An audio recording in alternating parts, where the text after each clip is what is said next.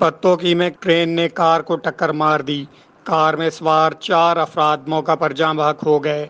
हादसा पत्तोकी के अलमशहूर लंडा फाटक पर पेश आया, जहां कार एक ट्रेन से टकरा गई, जिससे कार में सवार 2 खवातीन समेत 4 अफराद मौका पर जाँ बहक हो गए।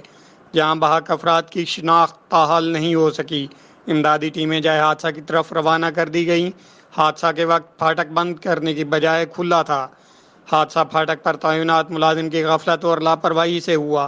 फाटक के आसपास 18 से 20 रेलवे के मुलाजिम ट्रैक पर काम कर रहे थे।